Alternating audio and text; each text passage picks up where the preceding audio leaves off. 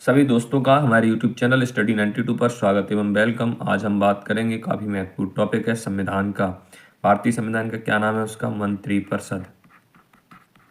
क्या नाम है? मंत्रिपरिषद, है ना। और अगर आपको ये पूछा जाए कि ये किस आर्टिकल में दिया गया है मंत्रिपरिषद के बारे में, तो आपका 74 आर्टिकल है मंत्रिपरिषद के लिए। इसी अनुच्छेद 74 में क्या कहा गया है, पूरा शब्द देख लीजिए। राष्ट्रपति, किसकी बच्चा? राष्ट्रपति की सहायता के लिए एक मंत्रिपरिषद होगा। क्या लिखा गया? राष्ट्रपति की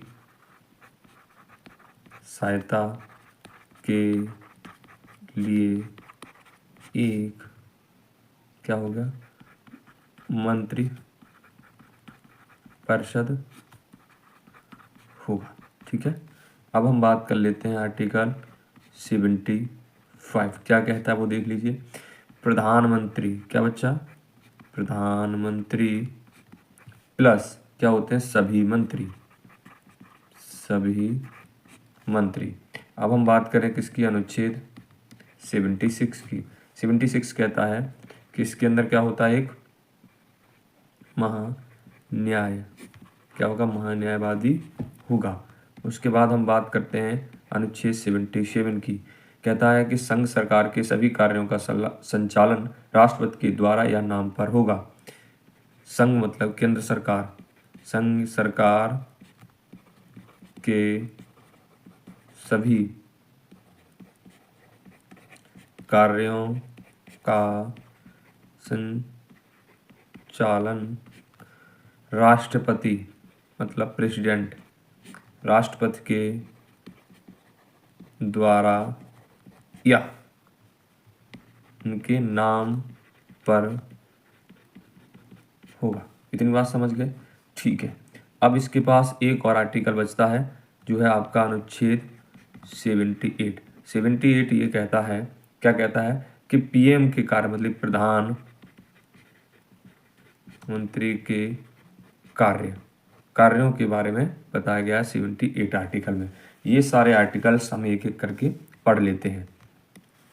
अब हम बात करेंगे अनुच्छेद 74 या 74 की। अनुच्छेद 74 में है क्या बच्चा? मंत्री परिषद है। क्या है बच्चा? मंत्री परिषद के बारे में, इसके बारे में लिखा गया है। सबसे पहले हम जान लेते हैं कि ये जो मंत्री परिषद होता है उसका अध्यक्ष कौन होता है। तो अगर आपसे कोई अध्यक्ष पूछता है इस मंत्री परिषद का, तो होता है प्रधानमंत्री। कौन होता है बच्चा? प्रधानमंत्री होता है ना। अब इसमें मंत्रिपरिषद के अंदर कौन कौन शामिल होते हैं वो आप जान लीजिए। तो मंत्रिपरिषद के अंदर जितने भी कितने होते हैं? कैबिनेट मंत्री, कैबिनेट मंत्री। दूसरे होते हैं आपके राज्य मंत्री। कौन होते हैं बच्चा? राज्य मंत्री। और तीसरे होते हैं आपके एक स्वतंत्र प्रभार वाले राज्य मंत्री। क्या है? स्वतंत्र प्रभार वाले राज्य मंत्री। अगर हम कैबिनेट मंत्री की बात करें तो इनके पास पूरे मंत्रालय होते हैं, बड़े बड़े पूर्ण रूप से मंत्रालय, जैसे मानव संसाधन मंत्रालय है ना। इस तरीके से गृह मंत्रालय, रक्षा मंत्रालय। राज्य मंत्रालय क्या होते हैं? जो इन मंत्रालयों के क्या होते हैं? विभाग उनके वो होते हैं। मंत्रालयों के जो विभाग होते हैं वो राज्य मंत्री के पास होते हैं। स्वतंत्र प्रभाव वाले इनके नीचे क्या होती है? कुछ संस्थाएं भी होती हैं, है ना। विभागों के अंदर क्या होती है? कुछ संस्थाएं होती हैं। और स्वतंत्र प्रभाव वाले राज्य मंत्री कौन कहलाते हैं? जिनके पास छोटे छोटे मंत्रालय होते हैं। छोटे छोटे मंत्रालय किनके पास होते हैं? स्वतंत्र प्रभाव वाले राज्य मंत्रियों के पास। आगे कुछ चीज़ें और पढ़ लेते हैं, उन पर डिटेल्स चर्चा और करेंगे। अब हमने फिर हम पढ़ेंगे, हेडिंग डालते हैं मंत्रिपरिषद। क्या डालते हैं बच्चा? मंत्रिपरिषद। अब मंत्रिपरिषद अगर आपसे कोई पूछे किस आर्टिकल में है, तो मैंने अभी भी बताया था 74 आर्टिकल में है मंत्रिपरिषद। इतनी बात आप जान गए? ठीक है, इसके अंदर कितने मंत्री कैबिनेट होते हैं? एक तो आप कितने मंत्री होते हैं? एक तो होता है कैबिनेट मंत्री, है ना। दूसरा होता है बच्चा राज्य मंत्री, और तीसरा होता है स्वतंत्र प्रभार वाले राज्य मंत्री। इतनी बात जान गए? ठीक है, ये जो मंत्रिपरिषद होता है वो सामूहिक रूप से निचले सदन, कौन से निचले सदन के प्रति क्या होता है बच्चा, उत्तरदायी होता है। कितने, निचले सदन के प्रति उत्तरदायी होता है। इतनी बात आप जान लीजिए। ये सामूहिक रूप से, मंत्रिमंडल सामूहिक रूप से किसके प्रति, निचले सदन की, या मंत्रिपरिषद किसके, सामूहिक रूप से, सामूहिक शब्द बहुत इंपोर्टेंट है, सामूहिक रूप से निचले सदन के प्रति उत्तरदायी होता है। इतनी बात जान गए।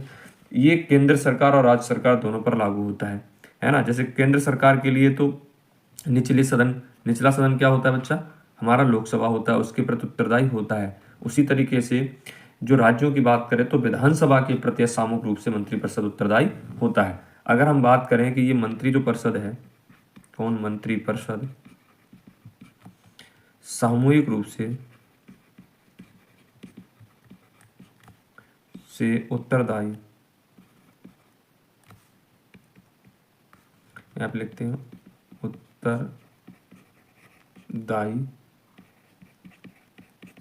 होता है। ठीक है, ये आप कोष्टक में बंद कर लो, उत्तरदायी होता है। सबसे पहले आप जान लीजिए किस किस के, तो सबसे पहले हम 2 चीज़ें ले लेते हैं, ठीक है, फिर उसके बाद हम समझ लेंगे पूरे। पहले हम कॉलम बना लेते हैं, कॉलम के बाद आपको सारी चीज़ें क्या हो जाएंगी, एकदम से क्लियर हो जाएंगी। ठीक है, अब इसमें लिख लेते हैं। सबसे पहले यहाँ पर हम लिख लेते हैं, देख लेते हैं यहाँ से ऐसे। अब ठीक है, यहाँ लिखा मैंने राज्य सरकार और यहाँ लिखा केंद्र सरकार। ठीक है, ये विधानसभा, राज्य सरकार में क्या होती है बच्चा, विधानसभा। मंत्रिपरिषद सामूहिक रूप से राज्य में किसके, विधानसभा के प्रति, और केंद्र में किसके प्रति, लोकसभा के प्रति उत्तरदायी होता है। ये बात किस आर्टिकल में लिखी गई है, तो अनुच्छेद 164 का 4 खंड 4 ये कहता है कि मंत्रिपरिषद सामूहिक रूप से विधानसभा के प्रति उत्तरदायी होता है। अब अनुच्छेद 75 का 3 ये कहता है कि मंत्रिपरिषद सामूहिक रूप से उत्तरदायी होती है केंद्र में लोकसभा के प्रति। यह अनुच्छेद 75(3) में लिखा है। इतनी बात आप लोग समझ गए। ठीक है, अब आगे देखते हैं और भी। सबसे पहले हम बात कर लेते हैं किसकी, मंत्रिपरिषद की। किसकी बच्चा, मंत्रिपरिषद की। जब हमने यहाँ पे मंत्रिपरिषद लिख दिया तो सबसे ज्यादा मंत्रिपरिषद मतलब मंत्रियों की संख्या अधिकतम कितनी, मैक्सिमम कितनी हो सकती है, तो ये जान लें। सबसे पहले मंत्रियों की, अधिकतम मंत्रियों की संख्या, अधिकतम मंत्रियों की संख्या है ना, इस पे बात कर लेते हैं। उसके बाद क्या करेंगे बच्चा, जानने के बाद क्या कितनी होनी चाहिए वो, तो कितनी होती है 15% निचले सदन की, निचले सदन की। कितनी बात समझ गए, 15% क्या होनी चाहिए मंत्री की संख्या, जो निचला सदन होता है जिसे लोकसभा बोलते हैं उसकी होनी चाहिए। ठीक है, अब कितनी होनी चाहिए, चाहे केंद्र की बात हो ये व चाहे राज्य की बात हो, ये दोनों में लागू होती है, दोनों में क्या होती है, लागू होती है। अब इतनी बात समझ ले पहले, उसके बाद हम आगे बढ़ेंगे। इसका कहना है कि जो मंत्रिपरिषद होते हैं उनकी अधिकतम जो संख्या, मैक्सिमम है ना, मंत्रियों की संख्या, अधिकतम मंत्रियों की संख्या जो निचला सदन होता है, निचले सदन से तात्पर्य यहाँ पर किससे है, लोकसभा से है। और राज्य की, ये केंद्र में लोकसभा से, और राज्य में अगर निचले सदन की बात करें तो किससे है बच्चा, विधानसभा से है। तो मैक्सिमम जो मंत्री कितने बन सकते हैं, 15%। चाहे वो राज्य की बात करें तो विधानसभा से 15%, केंद्र की बात करें तो लोकसभा से 15%। इतनी बात आप लोग समझ गए। ठीक है, अब आगे और भी चर्चा इसी बात पे कर लेते हैं। जैसे केंद्र सरकार या सेंट्रल में बात करें, केंद्र सरकार में, केंद्र सरकार की जो निचला सदन होता है उसको क्या बोलते हैं बच्चा, लोकसभा बोलते हैं। लोकसभा में मैक्सिमम अभी वर्तमान समय में कितने मेंबर्स हैं, 545। 545 का 15% निकाल लीजिए, है ना। जब हमने लगभग 15% निकाल दिया, लगभग, तो कितना निकल के आ गया, 80 या 81। ठीक है, तो इसके अंदर क्या होने चाहिए, प्रधानमंत्री, इतने मंत्री होने चाहिए, इसमें प्रधानमंत्री को भी जोड़ना होगा, जोड़कर। इतनी बात आप समझ गए। ये बात हम आपको समझाने की कोशिश कर रहे हैं। अगर आप लोगों को समझ आ गई होगी जो हमने पीछे लिखी थी, वो यही पूरी बात है, अगर आप लोग समझ गए होंगे तो। अगर राज्यों की बात करें तो प्रत्येक राज्य में विधानसभा की सीटें क्या हैं बच्चा, अलग अलग हैं। तो जितनी भी विधानसभा की सीटें, चाहे वो कोई भी प्रदेश ले लो, उसका हमें क्या करना है, 15% निकाल लेना है। और उसके 15% जितने भी मेंबर्स बनेंगे उसमें सीएम को भी जोड़ दे, वही क्या पूरा मंत्रिपरिषद कहलाएगा। इतनी बात आप लोग समझ गए होंगे, है ना। अगर हम और प्रधानमंत्री के बारे में अब जान लेते हैं, किसके बारे में, प्रधानमंत्री के बारे में कुछ चीज़ें। तो प्रधानमंत्री के बारे में किस आर्टिकल में लिखा है बच्चा, तो हमने प्रधानमंत्री को अनुच्छेद 75 में वर्णन है प्रधानमंत्री के बारे में, ठीक है। प्रधानमंत्री, तो इसकी अगर नियुक्ति की बात करें प्रधानमंत्री की, तो नियुक्ति करता है, इसको हटाने का कार्य कौन करता है, शपथ कौन दिलाता है, इस्तीफा इसका कौन लेता है। तो ये जो सारे के सारे काम हैं ये कौन करता है, राष्ट्रपति का है। शपथ शुरू कार्यकाल है ना, तो राष्ट्रपति करता है किस किस का, नियुक्ति करने का, हटाने का, शपथ और इस्तीफा, ये सब कौन करता है, राष्ट्रपति करता है। अगर हम बात करें कार्यकाल की, तो इसका जो कार्यकाल होता है वो 5 वर्ष होता है प्रधानमंत्री का।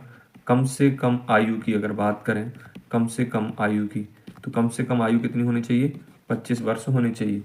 अधिकतम आयु की अगर मैक्सिमम आयु की बात करें, अधिकतम आयु की बात करें मैक्सिमम की, तो नो लिमिट, कितनी बच्चा, लो लिमिट होती है इसकी। अगर हम बात करें किसकी, प्रधानमंत्री की योग्यता की, है ना, योग्यता की अगर बात करें तो वह भारत का नागरिक हो, क्या हो, भारत का नागरिक हो। दूसरा, किसी लाभ के पद पर न हो, ठीक है, इतनी बात जान गए। दूसरा, वह संसद के किसी भी सदन का क्या हो, सदस्य हो। अब इस बात से क्या मतलब है वो आप समझ लीजिए, संसद के किसी भी सदन से, इसका तात्पर्य है चाहे वो है लोकसभा का सदस्य हो, चाहे वो किसका, राज्यसभा का सदस्य हो, पर वो किसी न किसी का सदस्य हो तो वह क्या बन जाएगा बच्चा, प्रधानमंत्री बन जाएगा। या एक और कंडीशन है, वो किसी भी सदन का सदस्य नहीं है पर बहुमत दल उसको, अगर लोकसभा के मेंबर्स उसको चुन लेते हैं, पर आपको फिर उसके बाद 6 माह के अंदर उसको क्या करना होगा कि चाहे वो राज्यसभा का मेंबर बन जाए, चाहे लोकसभा का मेंबर बन जाए, बनना अनिवार्य है, तो वह प्रधानमंत्री के पद पर बना रहेगा। अगर वो ऐसा नहीं है, उसको किसी भी सदस्य की मेंबरता नहीं मिल पाती है 6 माह के भीतर, तो वह प्रधानमंत्री के पद पर नहीं रहेगा। अगर आपको ये मेरी क्लास पसंद आई हो तो प्लीज़ हमारे चैनल को सब्सक्राइब करें, लाइक करें और शेयर करना ना भूलें। जय हिंद।